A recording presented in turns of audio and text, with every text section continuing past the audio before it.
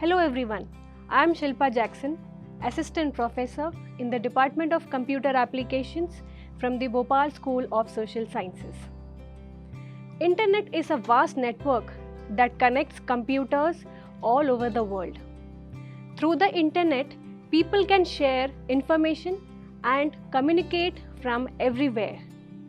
So in this module, we are going to see the basics of internet. The topics which I am going to cover in this module are: what is internet, evolution of internet, concepts, architecture of internet, methods of sharing internet, and internet service providers. So let us see what is internet. Before understanding internet, let us see what is a computer network. A computer network is the group of computers linked to each other that enables the computers to communicate with another computer and share their resources. Hence, internet is the largest network in the world that connects hundreds and thousands of such computer networks over the world.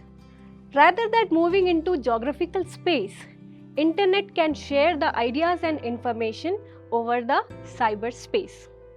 Each computer on the internet is identified by a unique identification number called the IP address, where IP stands for Internet Protocol. Now, what is a network protocol? Let us see. A network protocol is an established set of rules that determines how data is transmitted between different devices in the same network. Two important protocols required to connect to the internet are TCP, that is Transmission Control Protocol, and IP, that is Internet Protocol. Now let us see the next topic, that is evolution of internet. The concept of internet was originated in 1969 and has undergone various technological and infrastructural changes. The origin of internet was devised from the concept of ARPANET, that is Advanced Research Project Agency Network. It was developed by United States Department of Defense. The main purpose of ARPANET was to provide communication among various bodies of government. Vinton G. Cerf is known as the father of internet. He is the co-designer of TCP/IP protocol and also the architecture of the internet. By the time with the invention of new technologies like TCP/IP protocol, DNS, World Wide Web, browsers, scripting languages, and many more, internet has provided a medium to publish information over the web. Now let us see the architecture of internet and few basic terms which are used in internet. The architecture of internet is based on client-server model. The World Wide Web, commonly known as the web, is an information system consisting of many documents and other resources which resides on computers called web servers that are located all over the world and are connected to each other through the internet. When we use the internet connection to become part of the web, our computer becomes the web client. To do so, we need to have a software. That software is known as web browser. So a web browser is a software that we run on the computer to make it work as a web client. Now let us see how to access the internet. Many schools and businesses have direct access to the internet using high-speed communication lines and equipments.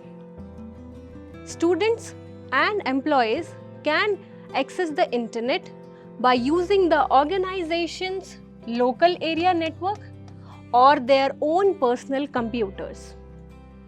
Another way to access the internet is through internet service providers, or we call it as ISPs. Now let us see what is an internet service provider. Internet service provider is a company offering access to internet. They provide various services like internet access, domain name registration, dial-up access and lease line access. ISPs can be broadly classified into 6 categories: access providers, mailbox providers, hosting ISPs, virtual ISPs and free ISPs. Let us see one by one about them. First is access providers. They provide access to internet with the help of telephone cables, Wi-Fi or fiber optics. The next is mailbox providers. They provide mailbox hosting services.